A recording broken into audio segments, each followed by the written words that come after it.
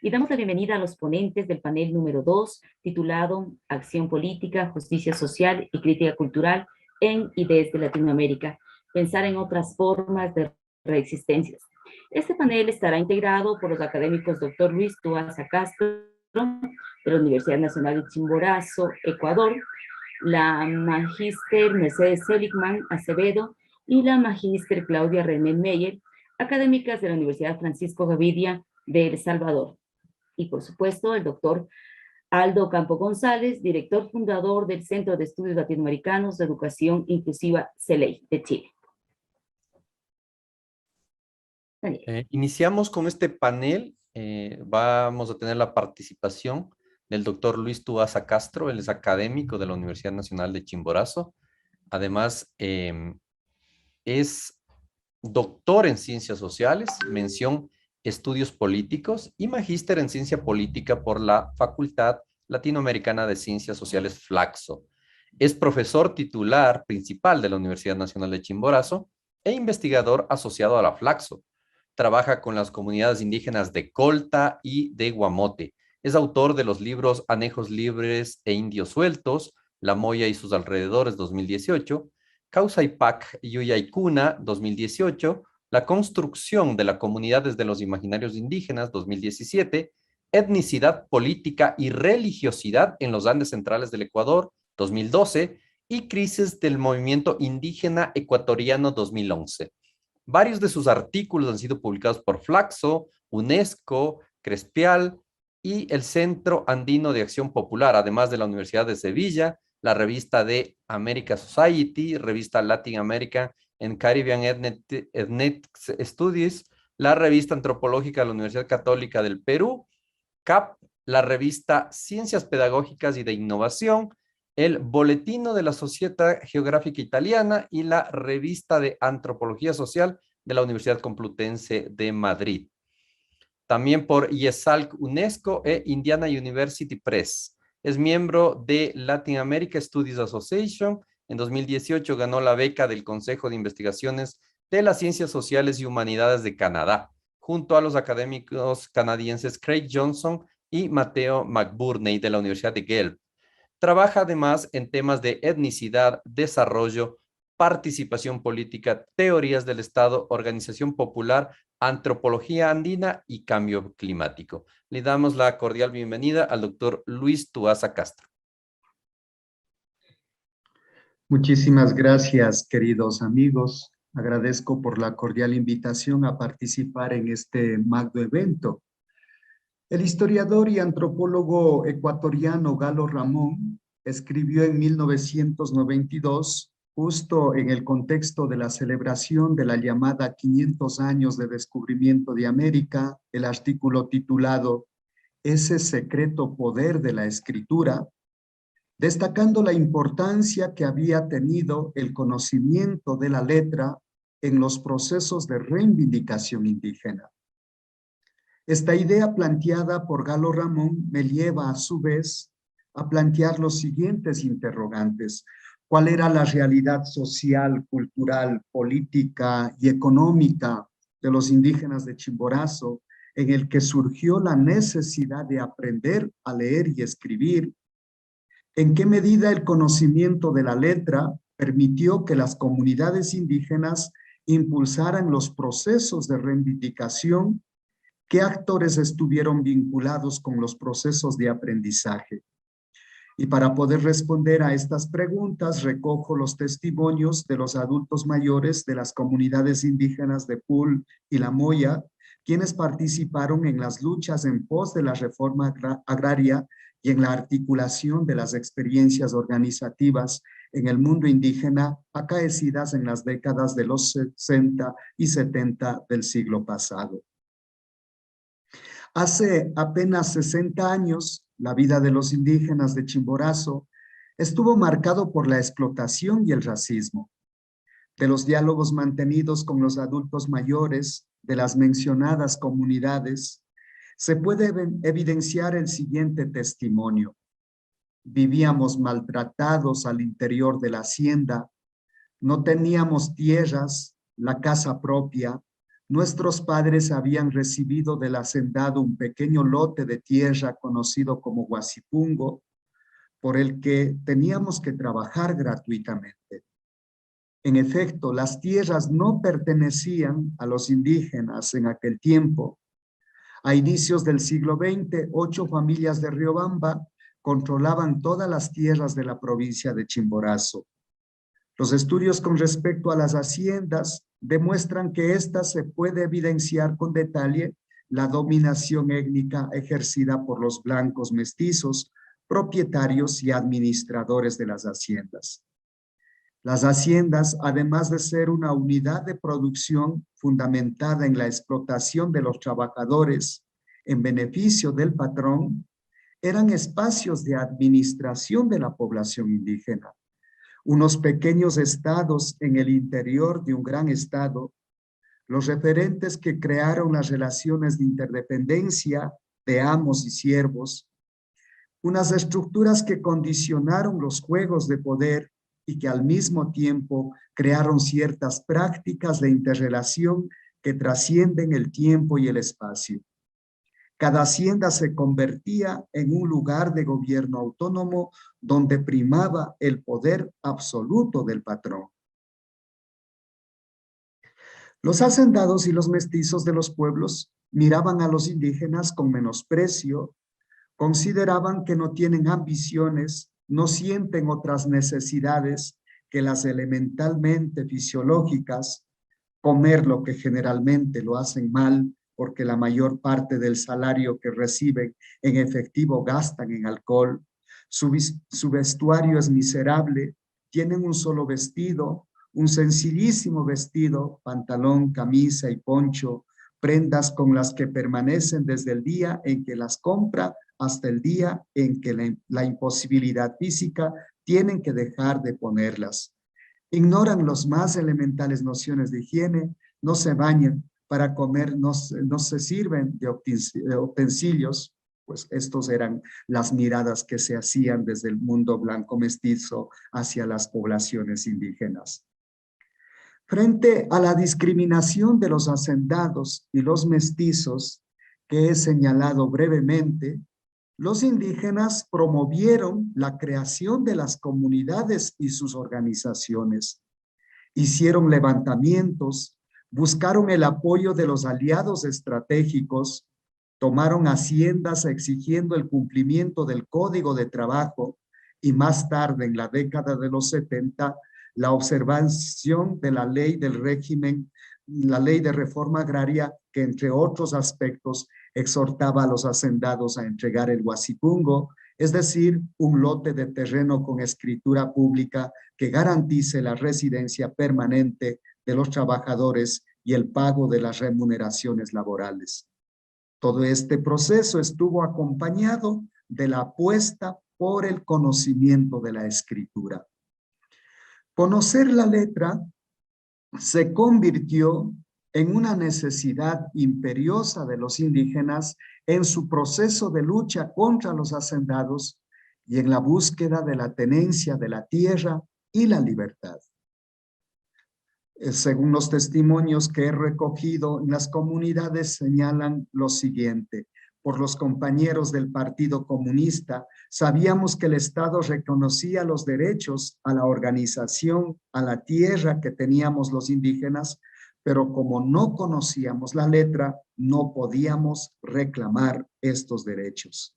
Efectivamente, el Estado ecuatoriano en 1937 emitió la Ley de Régimen de Organización y de Comunas, facultando a los indígenas a crear sus comunidades y a pedir el reconocimiento jurídico del Estado a fin de reclamar sus derechos de ciudadanía.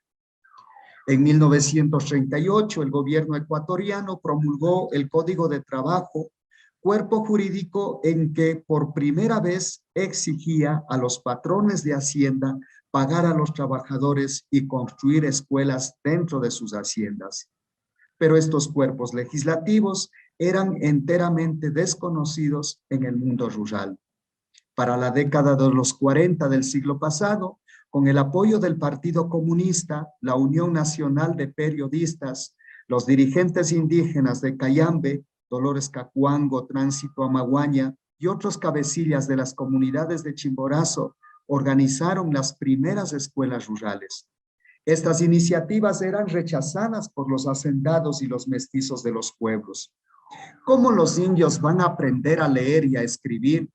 No manden a sus hijos a la escuela, porque van a aprender a ser vagos y respondones, eran las ideas vertidas por los hacendados y los mestizos en su afán de impedir la creación de las escuelas y el ingreso de los niños indígenas a los establecimientos educativos.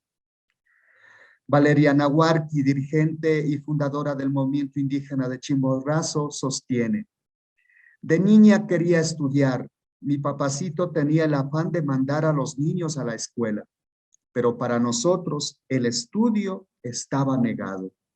Los patrones decían que solo ellos podían leer y escribir, que los indios únicamente deben saber pastar y cultivar la tierra.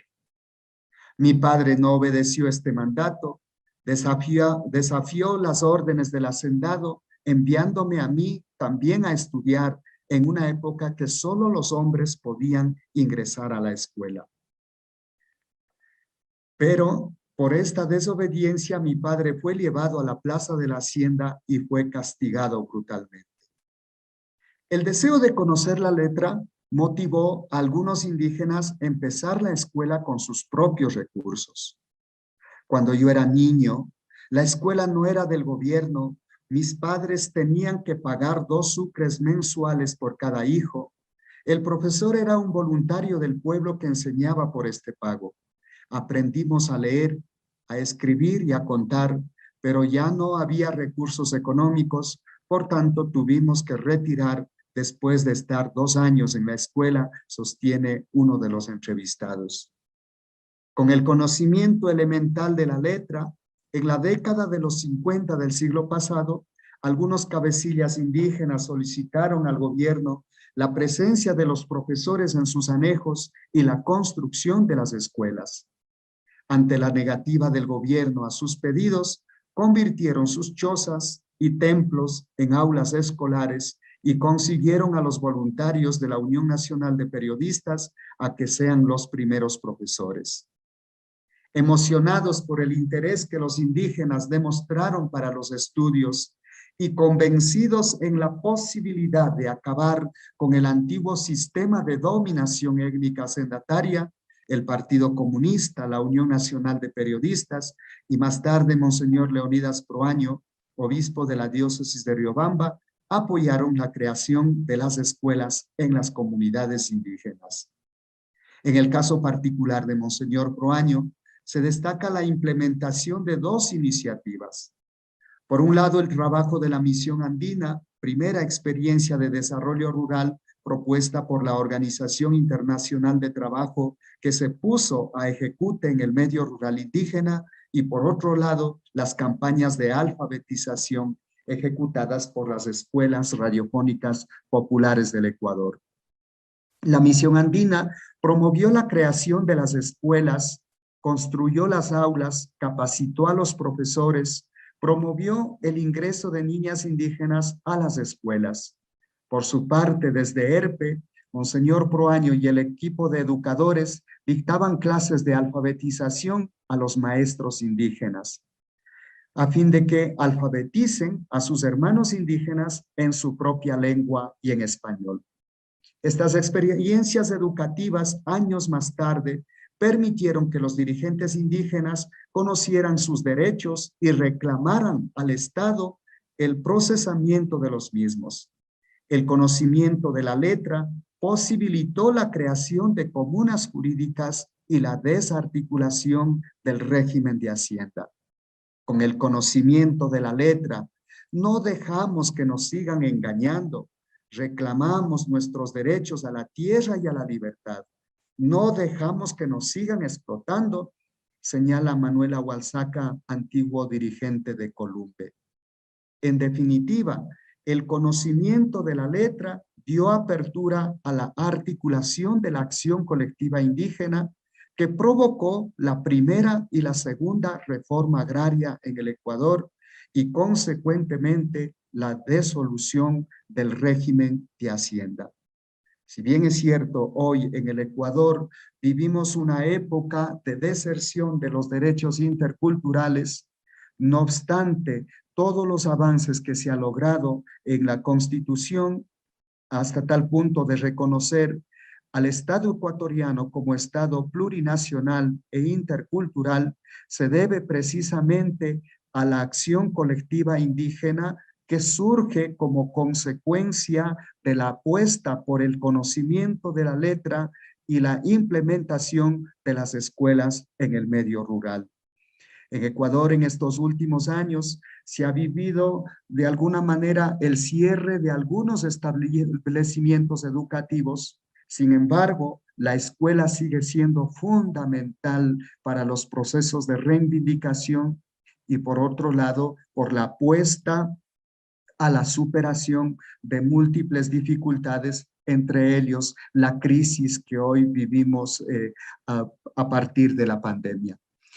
Estas son las ideas que yo quería compartir en esta ponencia, enfatizando en el valor que tiene la escuela y el conocimiento de la letra, en la articulación de la acción colectiva y en la resolución de múltiples conflictos. Muchísimas gracias a todas y a todos por su atención. Muchísimas gracias a ustedes, doctor Luis Toaza, un saludo desde todos quienes hacemos el Seminario de Justicia Social. Después de tan brillante intervención, tenemos el agrado de recibir a las académicas Máster Mercedes Seligman Acevedo y Máster Claudia René Meyer, académicas de la Universidad Francisco Gavidia de El Salvador, quienes presentarán la conferencia Francisco Gavidia, sus aportes de la educación lectora y la justicia social. Daniel. La profesora Mercedes Seligman Acevedo es graduada de la licenciatura en Letras y egresada de la maestría en Política y Evaluación Educativa de la Universidad Centroamericana José Simeón Cañas. Además es graduada de la maestría en Gestión y Desarrollo del Talento Humano de la Universidad Francisco Gavidia. Sus intereses son la literatura y la música. De hecho, formó parte de la delegación salvadoreña en el primer Festival de Música por la Paz, realizado en Guatemala del 14 al 16 de febrero de 1986. A la fecha es directora de Desarrollo Estudiantil de la Universidad Francisco Gavidia. En su hoja de vida se destaca que en 1995 hasta la fecha ha participado en diferentes conversatorios, recitales, conferencias con temas sobre literatura femenina, sobre Francisco Gavidia y los clásicos de la literatura nacional. De 2016 a la fecha, con Harmony Duguf UFG, ha participado como voz principal y coros. Desde diciembre del 2015 a la fecha, es columnista del periódico digital Contrapunto, a través de artículos de opinión. Desde diciembre del 2015 a marzo del 2017, fue miembro del consejo editorial del periódico digital Contracultura, responsable de revisión y edición de colaboradores de las distintas secciones.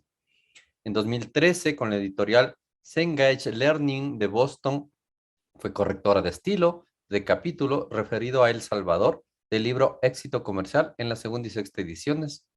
En 2012, con la Secretaría de Inclusión Social del Gobierno de El Salvador, se incluyó en una canción dentro del disco homenaje al proyecto Ciudad Mujer, miembro de la banda Café desde marzo de 1988 hasta diciembre de 1989, en coros y guitarra. Soprano del coro del Centro Español desde agosto de 1989 hasta 1990. Miembro fundador del Taller de Letras Gavidia, Talega, en noviembre del 94, con el grupo de proyección folclórica de la UFG Rabinal en el Festival de Paz de País de Cultura realizado en Antigua Guatemala en marzo de 1995, en guitarra y voz. Fue nombrada presidenta de la representación salvadoreña de la Casa del Poeta Peruano por el presidente nacional Cadelpo de Perú, el doctor José Guillermo Vargas, para el periodo 1997 y 1998. Además, ha sido participante como poeta invitada al Encuentro Internacional de Poesía organizado por la Fundación Metáfora en 2005 y 2007 en El Salvador. Tiene escritos 3 libros inéditos en poesía, La Torre de Eros y Cantos Breves a la Esperanza, y en narrativa, A Vos que te dejó la guerra. Genoveva, por favor. Muchas gracias. Por su parte, la profesora Claudia René Meyer es máster en gestión estratégica de la comunicación mención cum laude de la Universidad Centroamericana José Simón Cañas. Licenciada en Mercadotecnia con una especialización en medios de comunicación y nuevas tecnologías por la Universidad Dr. José Matías Delgado. En su experiencia laboral ha llevado las coordinaciones del taller profesional de cine y televisión de la Escuela de Comunicación Mónica Herrera, de la Escuela de Jóvenes Talentos en Letras del Ministerio de Educación, de la Academia Sabatina Experimental de Ciencia y Tecnología de la Comunicación de la Universidad Dr. José Matías Delgado y la Coordinación Nacional de Industrias Creativas del Ministerio de Economía. Además, se ha desempeñado como investigadora asociada del Instituto de Ciencia, Tecnología e Innovación, ICTI, de la Universidad Francisco Gavidia. Ha ejercido la docencia universitaria tanto en pregrado como en posgrados. Ha fungido como asesora de tesis de pregrado y de proyectos de investigación universitarios y como capacitadora en instituciones privadas y de cooperación internacional. A la fecha, labora como coordinadora de la UFG Editores, de la ICTI UFG, es colaboradora de publicaciones periódicas a través de artículos de opinión sobre formación académica, arte y comunicación, gestión cultural, gobierno y ciudadanía. En los medios, la revista digital Factum, también la revista digital Disruptiva de la Universidad Francisco Gavidia y la revista digital Escultural. Adicionalmente, es poeta y narradora, cuenta con publicaciones locales y regionales y se ha desempeñado como jurado en diversas justas locales e internacionales. Es miembro de la Asociación Salvadoreña de Cine y Televisión, ACINE, y de la Asociación Salvadoreña de Poetas, ASAPOET. Bienvenidas, estimadas colegas. Muchísimas gracias. Es un honor para nosotros estar compartiendo esta mesa, este panel tan importante para una actividad de verdad de tanta trascendencia como es este congreso, este evento. Realmente estamos muy complacidos, muy felices de haber sido tomadas en cuenta y quiero presentar a la magíster Claudia Meyer, que es mi compañera de fórmula en este proyecto, que ha sido un sueño acariciado durante muchos años. Este proyecto y esta investigación histórica que ustedes escucharán una parte, es parte, valga la redundancia, de un proyecto a largo plazo y el inicio de nuestra cátedra oficial Francisco Gavidia, que abrió al público el 24 de septiembre de este año, justamente en el aniversario del fallecimiento del maestro Gavidia, que fue el 24 de septiembre de 1955, con el único objetivo de dar a conocer, de que se le reconozcan todos sus aportes a Francisco Gavidia dentro de la cultura nacional. Así es que, pues, para no tomar más tiempo, dejo con ustedes a la magíster Claudia Meyer y esta, como dije antes, una de las partes importantes de nuestra investigación histórica sobre la figura y la vida y obra de Francisco Gavidia. Muchas gracias, Mercedes. Voy a proceder a compartir pantalla.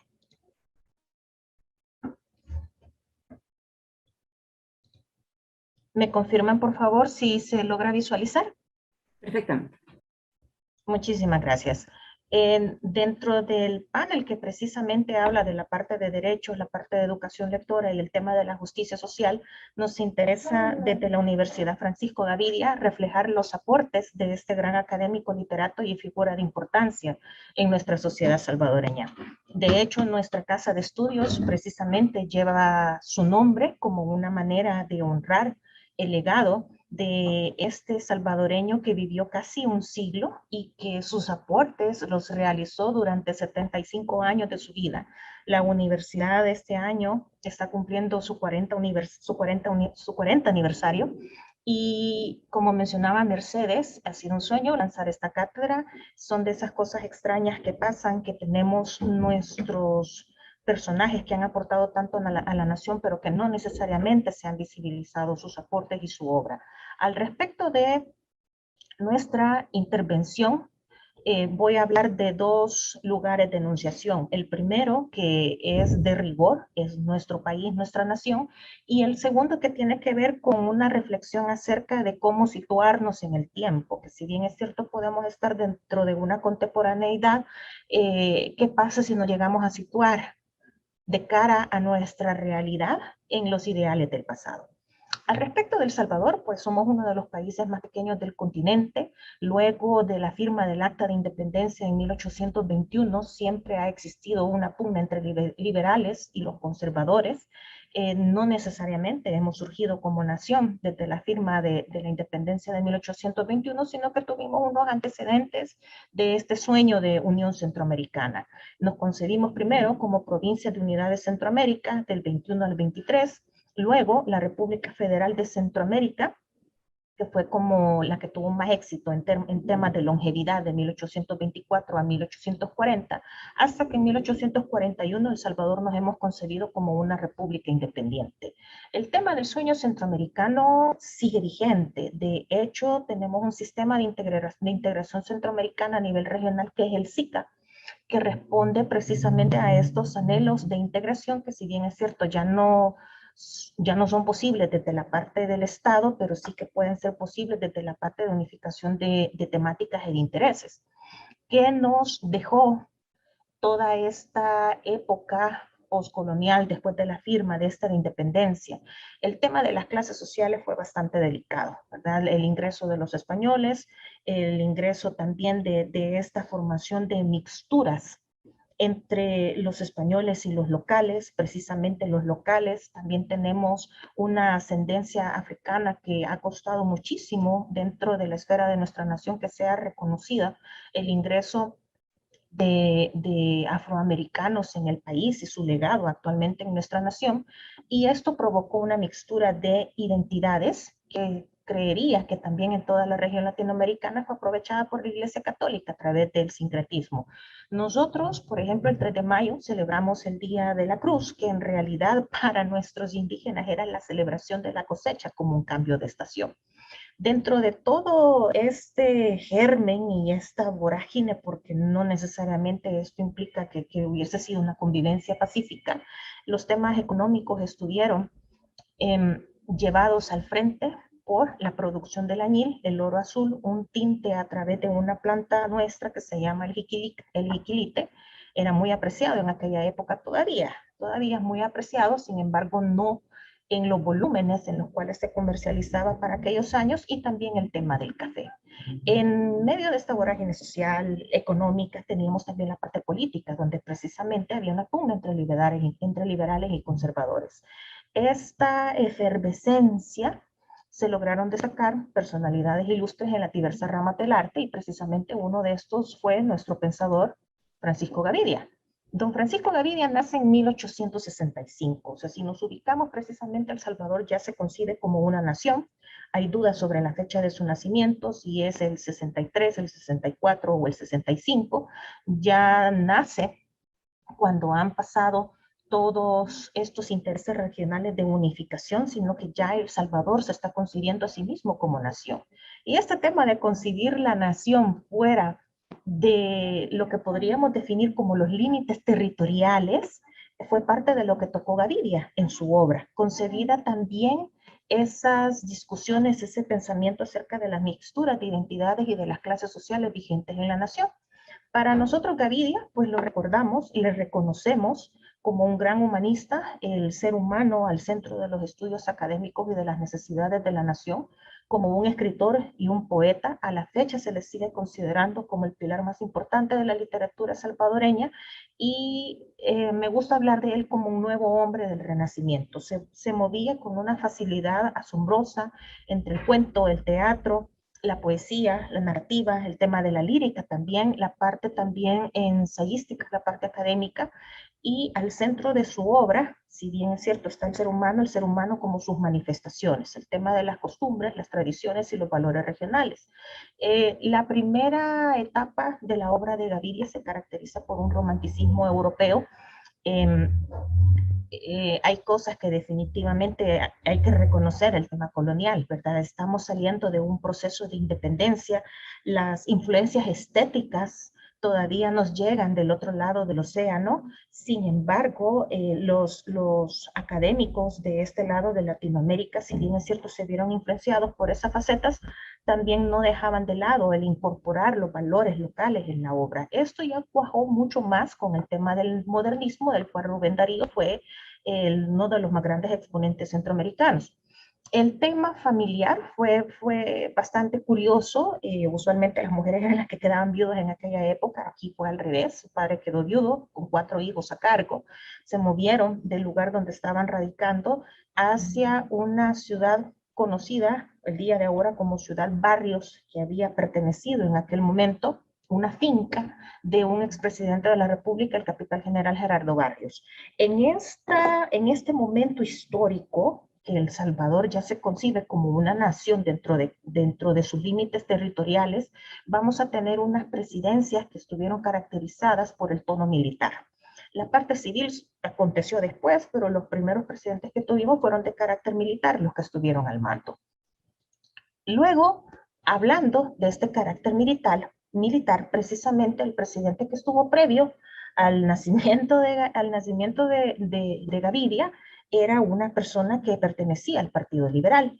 Y aquí es bien interesante el tema de la situación y el tema de la enunciación, de cómo concebimos, por ejemplo, lo liberal y lo progresista allá en 1863 y cómo nuestra mirada contemporánea al 2021 puede considerar lo liberal y lo progresista visto a partir de este siglo. Creo que estas son de las virtudes de lo emocionante también de los nuevos estudios culturales, de cómo a través de las miradas actuales podemos ponderar hechos pasados.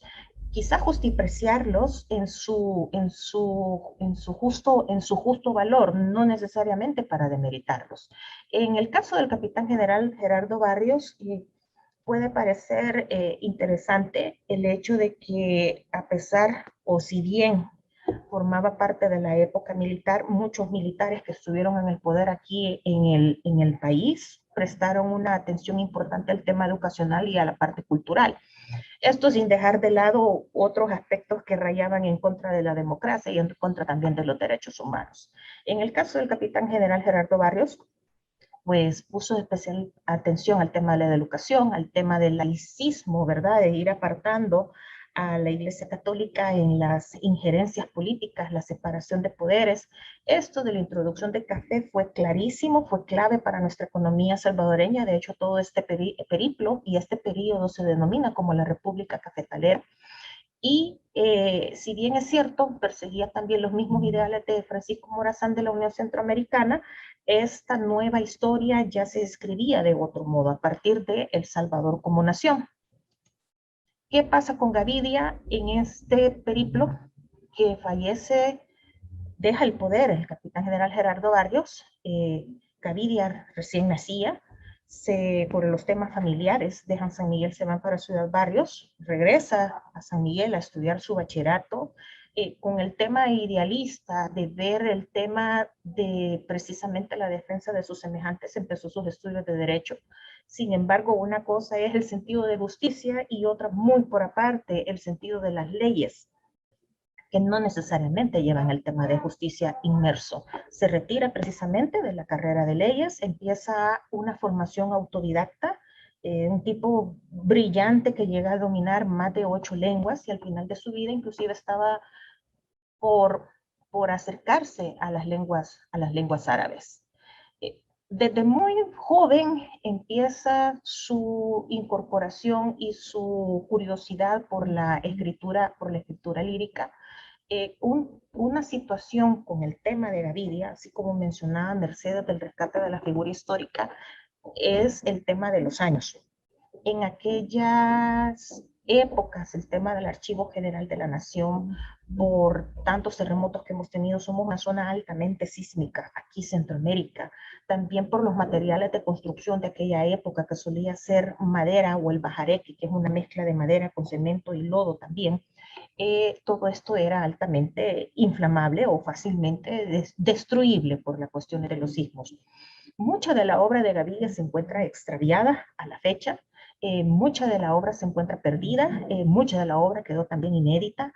Sus registros en temas de publicaciones periódicas, hay que hacer un seguimiento grandísimo para poder recoger todos sus aportes, y lo que nos ha llegado a la fecha son ejemplares que todavía quedaron de esos tirajes que eran muy mínimos para la época. Ahorita 300 ejemplares pueden parecer a nosotros pocos, pero 300 ejemplares en aquella época era quizás como tirar 5.000 el día de ahora. Entonces, esa escasez de ejemplares también nos ha dificultado el acceso a su obra y el acceso también a sus estudios. En el tema de mucha de la obra de Gavidia, de la vida de Gavidia en sí misma también se vio muy influenciada por todos los cambios estructurales que hubo en la nación. ¿Por qué? Porque él tenía una incursión también en la parte de la política y un interés en la parte educativa y en la parte cultural. Entre tanto derrocamiento, entre tantos nuevos gobiernos, en medio de toda esa vorágine, Gavidia descubre, ¿verdad?, su vocación hacia la enseñanza. El siguiente presidente que tuvimos, Francisco Menéndez, después de la parte de Barrios, en medio de un derrocamiento que hubo por ahí, en medio de esos periodos, también apoyó la parte de la red ferroviaria, la introducción de la telefonía, la parte de las comunicaciones y con un interés muy particular en la atención a la educación con unos primeros proyectos de reforma educativa. Esta reforma educativa retoma los elementos de interés de Barrios en su momento. Se insiste en el tema de la sociedad laica, se insiste en el tema de alejarse de la parte conservadora, de desvincular la escuela de la iglesia, de alejarse de esos lazos que todavía perduraban con la parte de España peninsular y sobre todo con el poderío ideológico que ejercía la Iglesia Católica a través del tema de la educación. Posteriormente, vemos de que Gavidia sí estaba a favor de estas ideas progresistas, se dedicó no solamente a la producción poética, sino también a la traducción de libros que pudieran motivar el crecimiento académico de otros personajes de aquí de El Salvador. También hubo grandes aportes al crecimiento cultural a través de sus publicaciones periódicas y también Gavidia tuvo interés en fundar cierto tipo de instituciones educativas para que hubiese otro tipo de dinamicidad. Tenemos el semanario noticioso y un aporte muy importante fue el de la Academia de Ciencias y Bellas Artes. Tenemos 5 minutos, estimada Claudia. Muchas gracias, Daniel. A partir de, siempre siguiendo con los regímenes y con estos derrocamientos, hubo un momento de su vida que tuvo que salir para el exilio. Luego, pues regresa del exilio después de la Revolución del 44 y empieza a fungir ya como parte del ejercicio público, como viceministro de Instrucción Pública, como director de la Educación Pública Primaria, y parte de sus grandes aportes precisamente fue la sustitución del método lancastariano o de enseñanza mutua por el método de las correlaciones, es decir, impulsar el aprendizaje de la lectura a través de la combinación de textos de diversas disciplinas. Gavidia en su momento fue nombrado también ministro de Educación y de Instrucción Pública. Uno de sus aportes más grandes que también se recuerda precisamente es esto que estamos leyendo aquí del desanalfabetizador. El nombre de Tellame me parece curiosísimo.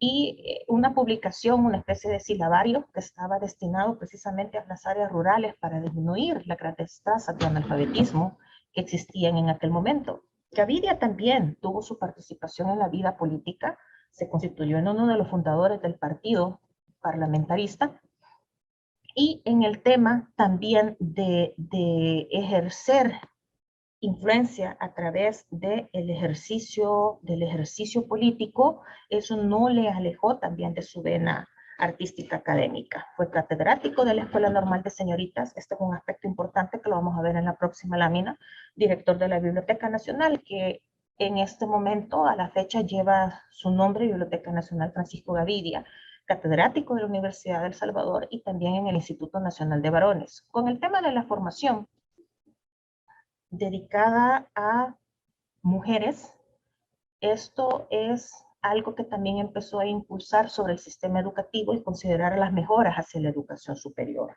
Entre las mejoras a la educación superior, él no la concebía alejada del mundo académico, ni de tampoco del mundo comunicacional. Tenía estos otros instrumentos, estos vehículos de comunicación como el periódico La Gaceta y también la influencia que podía ejercer a través del Ateneo del Salvador. Y en estas tipo de impulsos y en estos temas de las reformas, Creo que no estamos alejados El Salvador con otras realidades latinoamericanas con el tema de la fundación de las escuelas normales. En su momento fueron exclusivas para varones, y con la creación de la escuela normal para señoritas bajo el gobierno de Barrios se pasó del modelo lancasteriano tradicional hacia el otro modelo para motivar más el aprendizaje de la lectura. Con el tema de la justicia social y con el tema de las prácticas lectoras, a raíz de estos nuevos estudios decoloniales, creo que nosotros nos hemos visto motivados y también con la necesidad, y por qué no decirlo con la curiosidad, de hacer una revisión de la vida y la obra a la luz de un nuevo conocimiento, un nuevo acercamiento. Los acercamientos tradicionales han sido cronológicos y han sido también a través del inventario de la obra, el inventario de publicaciones, el inventario de su vida pública, tanto política como cultural y artística. Ahora bien, ¿cómo podemos renombrar a Gaviria a partir de prácticas lectores, a partir del tema de la justicia social? Con sus aportes a través de las letras, con sus aportes también a través del método de correlaciones, también el tema del desanalfabetizador, vemos un interés precisamente por el fomento de la lectura, pero no necesariamente en las áreas tradicionales, sino que dirigidas al tema rural y al tema también de la mujer. O sea, Gaviria increíblemente en aquellos años fueron de los precursores de la atención en cuestiones de inclusión educativa para la mujer. Y en el tema de justicia social llama poderosamente la atención el hecho de su incursión en la vida pública, pero también con el objetivo de influir en estos años sobre qué es ser salvadoreño, qué significa ser una nación, a partir de los derrocamientos, a partir de todos estos periodos tan convulsos y a partir de esa mixtura de identidades. Al final de su vida, a 1955, Gaviria le tocó vivir unos periodos sumamente convulsos y terribles. Tuvimos un magnicidio en 1913, el asesinato del presidente Araujo. Tuvimos una dinastía de presidentes de la familia Meléndez Quiñones, que fueron civiles, no fueron militares, pero priorizaron sectores económicos por sobre el desarrollo social. Esto llevó a un derrocamiento y la instauración de una dictadura militar desde 1931 hasta el 79, empezando con Maximiliano Hernández Martínez durante 13 años de gobierno, y que tristemente desembocaron en 1932 en un genocidio en el occidente de nuestro país, una matanza de un número indeterminado de miles de indígenas. Casi se borra del mapa toda esa herencia cultural, y todos estos aspectos los hemos visto nosotros en la obra de Gaviria y también en su reflexión. Con esto, con el momento como anunciaba al inicio de mi intervención, la curiosidad es, ¿nos podemos situar y será que podemos colocar el lugar de enunciación en el pasado? Los ideales de Gaviria a nosotros nos parecen que desde una voz salvadoreña que nos sigue llamando desde la poscolonialidad, que sigue haciendo un llamado para conseguir una convivencia pacífica, para el progreso de las sociedades y también de una visión unificadora, tanto de territorio, de lenguaje, como política. Y estas cosas creemos que no necesitan de cronología, son ideales que siguen vigentes. Muchas gracias por su atención, así finalizaría con mi intervención. Muchísimas gracias a ustedes, y cierra esta mesa el doctor Aldo González, conciencia diferencial de oposición y prácticas lingüísticas al margen de la historia, hacia la organización de nuestros deseos. El doctor Aldo Campo González es chileno, teórico, ensayista y crítico educativo, especializado en teoría crítica de la educación. Orienta su trabajo a la visión de la interseccionalidad, la justicia educativa, la educación antirracista, las teorías postcoloniales, los estudios visuales, la filosofía de tecnologías emergentes de investigación. Articula su actividad desde una perspectiva post, inter y paradisciplinar.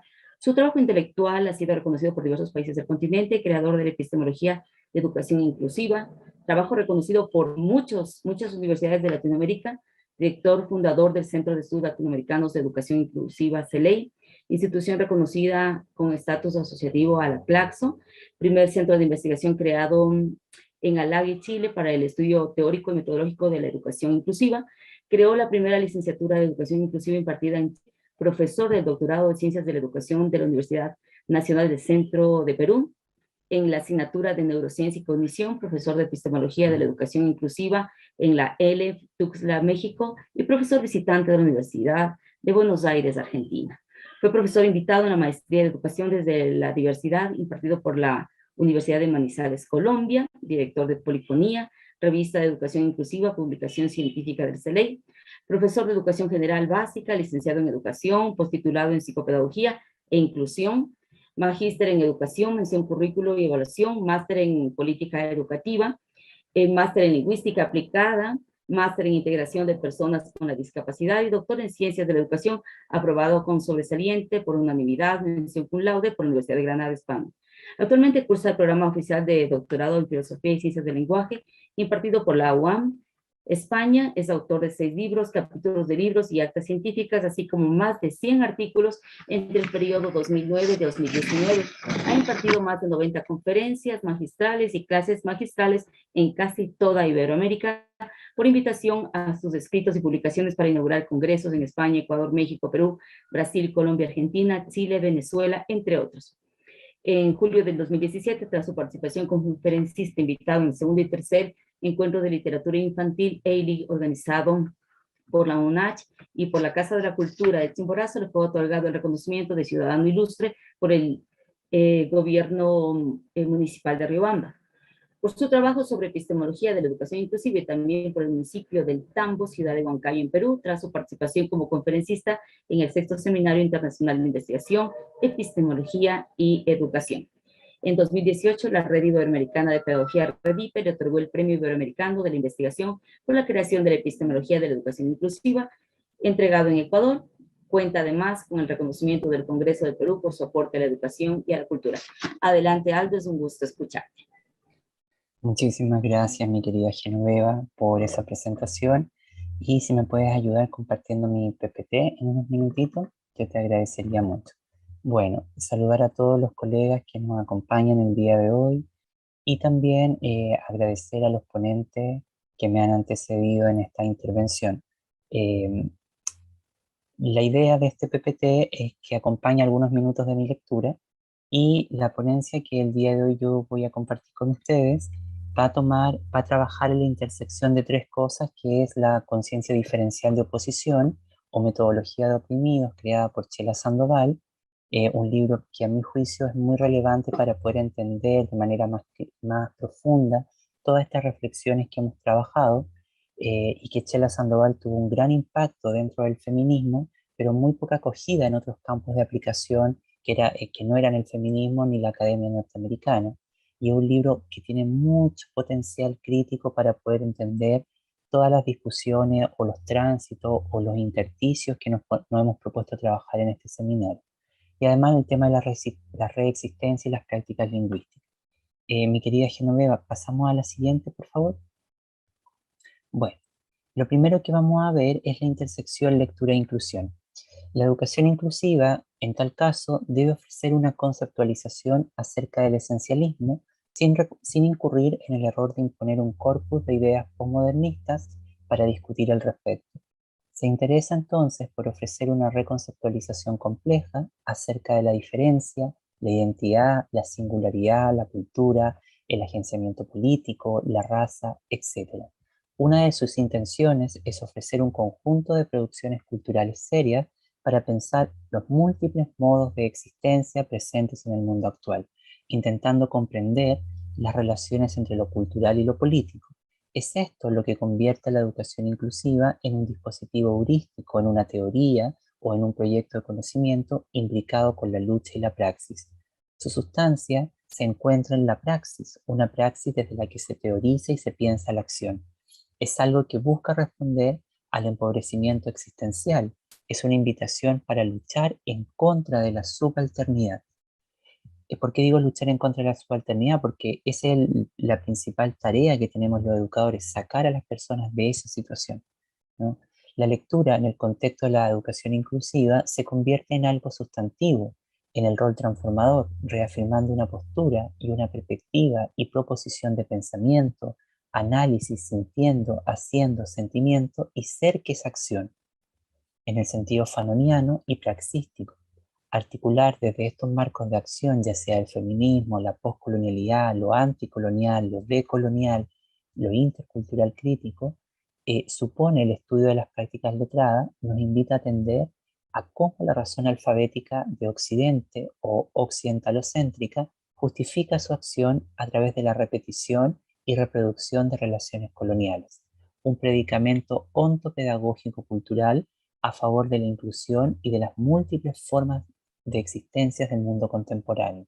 Sugiere un mecanismo de alteración del orden cultural y pedagógico dominante que busca recuperar los legados vividos y largos horizontes de dominación, opresión, exclusión y diferencia colonial, paréntesis, lo ontológico, político, económico, cultural, epistémico, cosmológico y existencial, y las manifestaciones de estos legados en las estructuras sociales e institucionales que persisten hasta el día de hoy. El proceso de inmersión en los engranajes de la cultura escrita ha de consolidar un proceso y un proyecto en continua insurgencia, movimiento y construcción, acción consciente, actividad radical y basada en la praxis de la afirmación, correlación y la transformación, como dirán Walsh y Mignolo en su libro del 2018.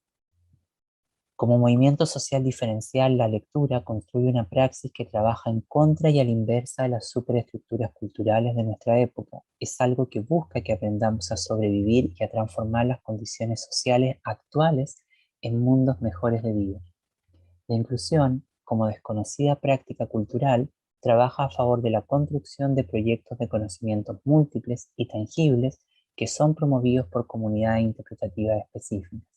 Como mecanismo de alteración de los engranajes de la cultura escrita, la lectura actúa para transformar las configuraciones del poder, cuya analítica cristaliza un doble vínculo que fortalece el deseo autoconsciente de subversión de los signos a favor de concepciones morales que desafíen los horizontes de sentido de nuestra época. Por ello, el umbral lectura-inclusión acontece a través de un singular modo diferencial de conciencia de oposición. Si la inclusión como deseo afirmativo consiste en producir otros horizontes de sentido y deshacer los entendimientos morales de la época, la lectura, a través de su racionalidad, deshace estas formas de conciencia. Otra tarea consistirá en desplegar un proceso de inmersión en la cultura letrada de quienes han sido inscritos al margen de la historia, es decir, de los desdenes ontológicos presentes en Latinoamérica, ¿sí? De todos nosotros. En este propósito se sostiene a sí mismo a través de un acto de sabotaje afirmativo de cada uno de los engranajes de la cultura letrada, concebido como una forma de conciencia que toca la realidad humana codificada en la ideología por todos lados, proporciona la condición o medio a través del cual la diferencia surge y se deshace, se une a través del movimiento, tanto en los procesos de percepción como en la decodificación semiótica del significado y en el despliegue de unidades de realidad en la producción de meta-ideologización, y proporciona de este modo un medio social, cultural, político y psíquico que nos ayuda a comprometernos con la realidad. Tales nociones, unidas entre sí, lectura, inclusión, conciencia diferencial, fomentan la reconfiguración de unidades de poder en interés de su distribución igualitaria. La lectura es una actividad activadora del mundo y de la conciencia. Pasamos a la siguiente, mi querida Genoveva. Ahora nos vamos a la idea de la lectura como resistencia y reexistencia. La fuerza político-ideológica de la inclusión como praxis cultural habita por fuera de la configuración binaria de oposición y subordinación. Tal registro nos conduce a la pregunta acerca de cuáles son los modos de resistencia que ésta construye, cómo trabaja en oposición a las dominaciones o frenos al autodesarrollo y a la autoconstitución que enfrentamos distintos colectivos, cómo son construidos tales modos de dominación, subordinación y resistencia hoy. ¿Cuál es el papel de la lectura en este contexto? Sin duda, toda praxis lectora afianza diversas clases de reexistencia. Es también un mecanismo de formación de la conciencia colectiva y de redes sociales que pueden trabajar a favor del cambio social positivo.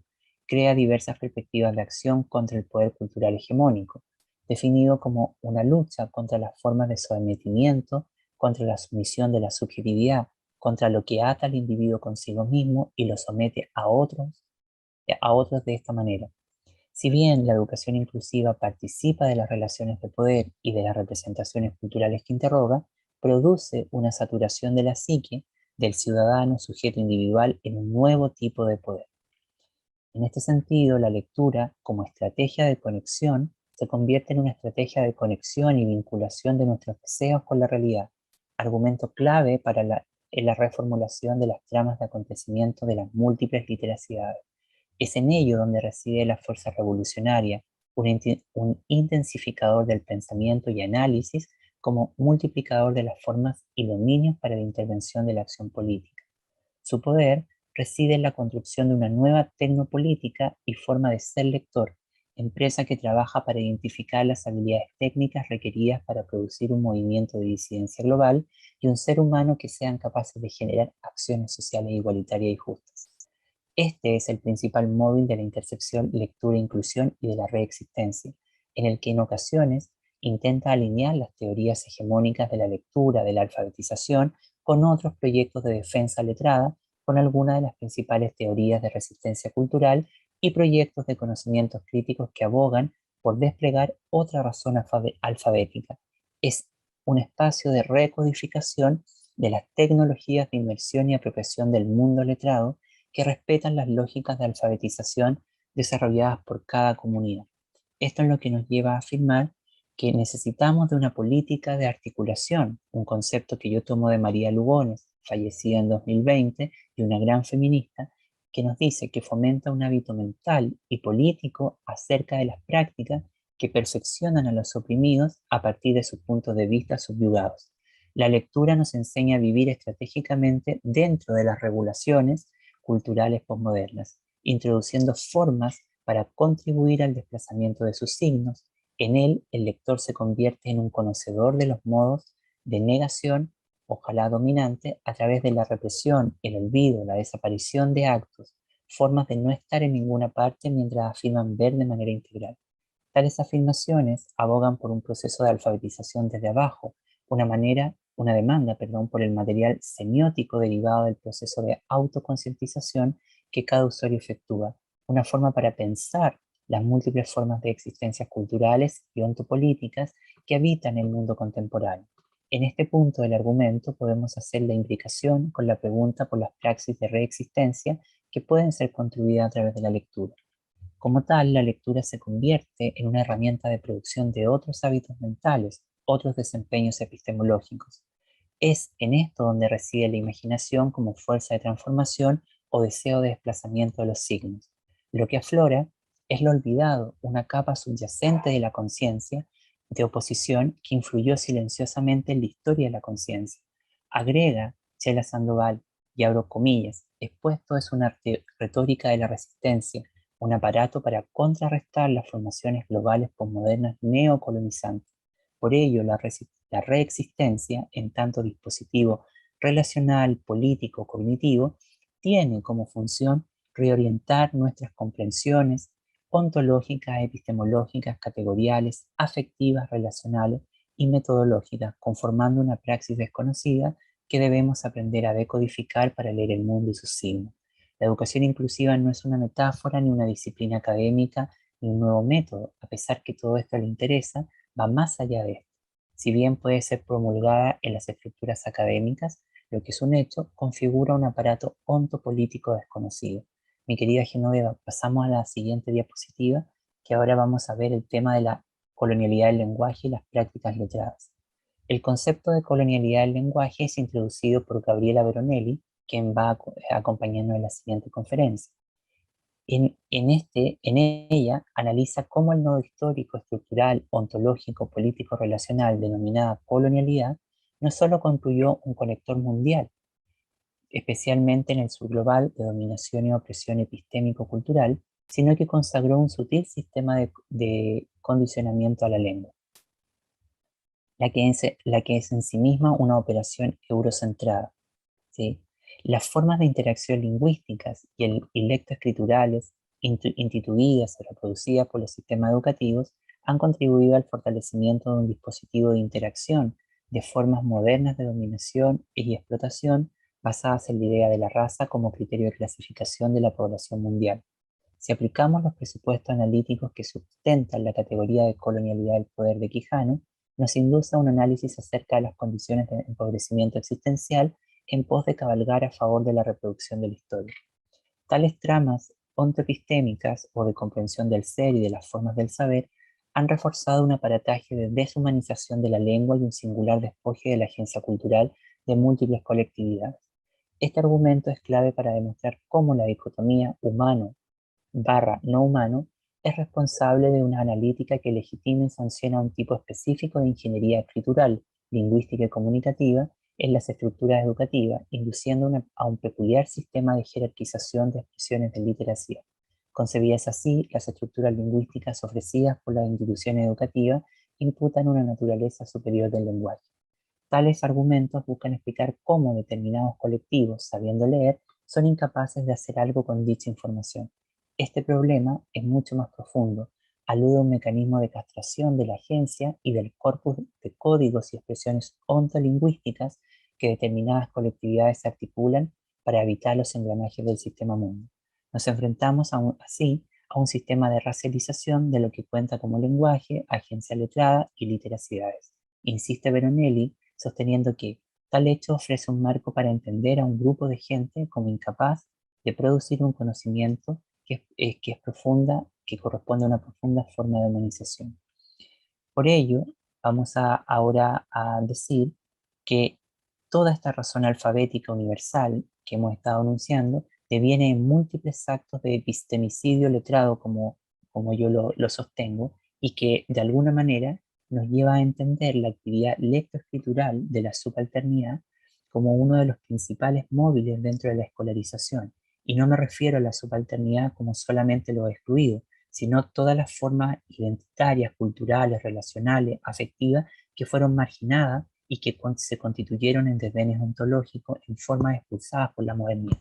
Por ello, la actividad lectoescritural de la subalternidad no se convierte en un marcador de identidad, sino en una compleja posición y en un logro, algo que cruza y desafía la fragmentación de los grupos racializados, concebidos como cerrados e impermeables por la colonialidad capitalista moderna. La lectura como dispositivo colonial es clave para albergar a una multiplicidad de formas existenciales convertidas en desdenes ontológicos. Es algo que sirve para cruzar mundos y fortalecer nuestra solidaridad horizontal. La solidaridad es algo que a menudo invoca en la intimidad de las luchas a favor de la decolonialidad, la educación inclusiva y la justicia social. No obstante, revela algunas de las formas en que el concepto reinscribe la lógica colonial y opera para oscurecer la complicidad y la colonización continúa operando como de costumbre. Por ello, las prácticas de alfabetización en el contexto de la subalternidad trabajan a favor de relaciones solidarias para imaginar en otra clave relaciones de coexistencia con los demás. En tal caso, la lectura en tanto praxis social, política y cultural se convierte en un dispositivo relacional, transitivo y creativo, contribuyendo a la reformulación de relaciones humanas y afectivas que participan en el proceso de inmersión a la cultura letrada, así como ofrece criterios de elegibilidad del ser humano a través de la fuerza del materialismo subjetivo. Por ello, educación inclusiva y lectura se convierten en un espacio de encuentro para repensar activamente los modos de interacción humana y formular la diferencia que hace la diferencia. En este sentido, entonces, podríamos decir, Genoveva, nos vamos a la siguiente diapositiva, por favor. Y para cerrar, porque ya creo que estoy en el tiempo, que la idea de la subalternidad y la literacidad va a crear un diagrama ontopolítico de alteración. Sin duda, una de las luchas más importantes emprendida por los estudios de la subalternidad ha sido desmantelar la ración ilustrada del sujeto, un cierto efecto especular, restrictivo y derivativo. Tal argumento se convierte en un punto de partida para interrogar los modos de constitución de la razón alfabética impulsada por el régimen occidentalocéntrico, que sea dicho de paso es una elaboración relacional, ontológica, política y pedagógica creada por la zona del ser, una construcción cómplice con el humanismo clásico, dando paso a un corpus de engranajes que definen la cultura escrita, en tanto construcción imaginaria e institucional de carácter colonial modernista. Por ello, la subalternidad se forja como algo distinto, ajeno y preexistente al mundo occidental.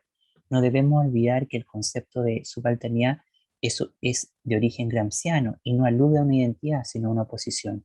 Y esto nos lleva a sostener que aunque que aunque distingue al grupo, es también una crítica postestructuralismo al marxismo que devela sus íntimas ataduras con el pensamiento ilustrado, colonial o nacionalista, lo que les permite plantearse otra problemática, la especificidad de lo subalterno colonial o postcolonial, la naturaleza de la conciencia de los grupos subalternos y sus nociones éticas, rumores, mitos cotidianos, tramas que han sido marginadas por la historia, por la tradición marxista ilustrada y siempre en busca de una racionalidad detrás de las formas tradicionales de revuelta a los subalternos.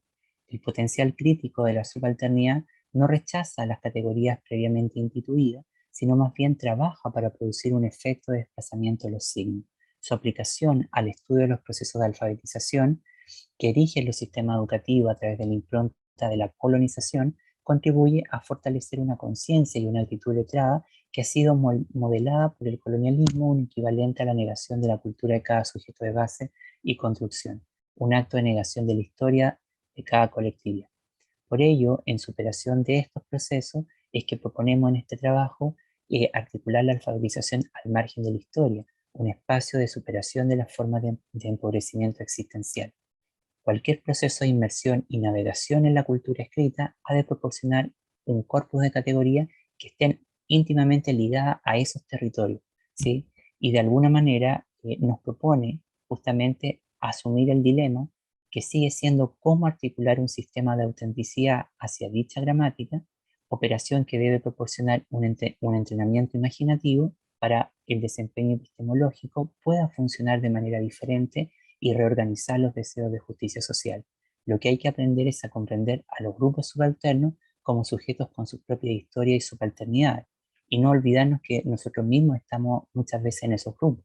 Y la concepción objetiva de las prácticas letradas, y especialmente los procesos de alfabetización, reconoce y acepta la presencia de múltiples ciudadanos lectores diferentes, instituyendo un proceso que deja de ser obra de un sujeto pensante en particular. Este proceso, en palabras de Das, deviene en la creación de matrices de comprensión de diversos colectivos de lectores que muchas veces fueron vistos como salvajes, bárbaros, poco cultos o faltos de inteligencia, que de alguna manera retoma esa premisa de Kaplan, una teórica de la Universidad de La Plata, que habla sobre que estos procesos han conllevado a una construcción social de la inteligencia y no tiene que ver con las reales capacidades de los grupos, de modo que la subjetividad llega a ser completamente negada. Nos enfrentamos así a un proceso de término de la conciencia colectiva, algo que se percibe como fundamentalmente negada y representacionalmente completo en algo que no pertenece. Bueno, yo voy a dejar mi presentación hasta acá porque ya estamos en el tiempo. Quiero agradecer a todos quienes me han escuchado y también agradecer a la querida Genoveva por ayudarme compartiendo la pantalla. Muchísimas gracias. Muchas gracias al doctor Aldo por esta profunda reflexión. Ahora damos paso a una ronda de preguntas a los ponentes. Reflexionan para el doctor Luis Alberto Tuaza. María Guadalupe Reyes dice que sabemos que los pueblos originarios poseen los conocimientos más grandes del trabajo en la comunidad y la educación, llevando a las aulas las nuevas formas de educación. Y pregunta al doctor, si nos basamos en el lenguaje como la base fundamental de las comunidades, ¿existiría la interculturalidad no como un concepto, sino como una forma de vida?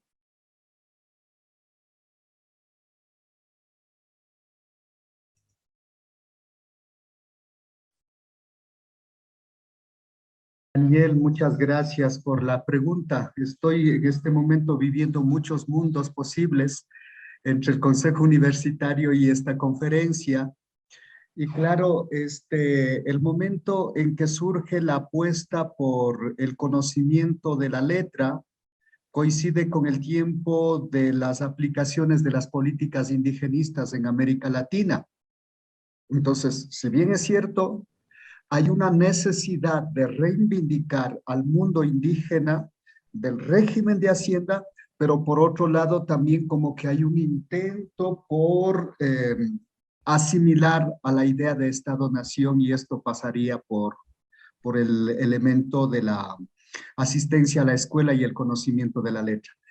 Pero con el transcurso del tiempo y con las luchas del movimiento indígena, especialmente en la década de los 80 y 90 hay una apuesta por la educación intercultural, no solo conocer la letra, sino llegar al conocimiento desde el mundo indígena, la valoración por la lengua quichua. Y es así como en el año de 1988 en el país aparece la iniciativa de construir la Dirección Intercultural Bilingüe. Esto supuso un antes y después para el mundo indígena, porque por primera vez los niños indígenas tenían la posibilidad de estudiar en quichua. Cuando yo estuve en primer grado, en el año de 1983, no se podía tolerar el profesor, la profesora de la escuela, cuando nosotros hablábamos en quichua, automáticamente sancionaba. No hables en esa lengua, ¿sí? Porque no es un lenguaje cristiano, decía. Hábleme en cristiano, y hablar en cristiano, desde luego, era hablar en español. Pero cuando surge la educación intercultural bilingüe, junto con el español, las lecciones que se recibían en el aula ya aparece también en quichua, y eso fue un cambio rotundo. Abrió nuevas posibilidades de aprendizaje, y por otro lado surge una nueva ley, MOACIT se llama, un nuevo modelo pedagógico, en que se insiste la posibilidad de incorporar al sistema de educación a los adultos mayores, que en el mundo indígena es muy importante. Bueno, en quichua no hay la palabra anciano, anciana, viejo, vieja. En la lengua quichua a los adultos mayores se dice yuyak kuna, y yuyak viene de yuyay, sabiduría, pensamiento. Entonces, quienes educan a los niños y jóvenes en las comunidades son los adultos mayores. Y al instaurar la educación intercultural bilingüe, intentaron también aplicar esta dinámica, que los adultos mayores formen parte del sistema de educación. Pero ahí surge otro problema, es que no tienen título. Claro, no están certificados por el Estado, entonces, ¿cómo pueden desarrollar las clases en el sistema de educación? Y este mismo fenómeno ocurre en el contexto del año 2010 en adelante, cuando en el Ecuador aparece la Ley Orgánica de Educación Intercultural, en un escenario ya más oficial e intercultural, ya no solo para el mundo indígena, sino también para el mundo blanco mestizo, que todos apuesten por la interculturalidad. Y uno de los requisitos en esta ley es que los sabios y sabias de las comunidades sean reconocidas en el sistema de educación. Otra vez una nueva resistencia, es que no tienen estudios. ¿Cómo ellos pueden trabajar en el sistema de educación? Esos han sido la situación de choques que hemos encontrado en el sistema educativo. Y bueno, en estos últimos años, personalmente considero que vivimos una época de deserción de los derechos interculturales. Está en la Constitución, está en la Ley Orgánica de Educación Superior, en la Ley de Educación Intercultural, la necesidad de incorporar al sistema educativo las cosmovisiones, las lenguas indígenas. No obstante, desde la oficialidad hay ciertas resistencias. Y esto tiene que ver también de alguna manera, con el descuido que ha tenido el movimiento indígena, porque las agendas de lucha indígena en estos últimos años se ha centrado más en el tema político, que es necesario, pero la apuesta por la cultura, por la educación, no puede quedar de lado, porque la mayor parte de los procesos reivindicativos y las transformaciones que las sociedades viven atraviesan necesariamente por el elemento cultural, por el sistema educativo. Esperamos que el movimiento indígena retome esta agenda, que no quede en ley muerta, y esto mucho va a depender de la acción colectiva que desarrollen las comunidades. Hoy vivimos bajo el régimen de un gobierno neoliberal y esto supone necesariamente rechazo a ciertas propuestas reivindicativas que favorecen especialmente a los pueblos indígenas y afrodescendientes.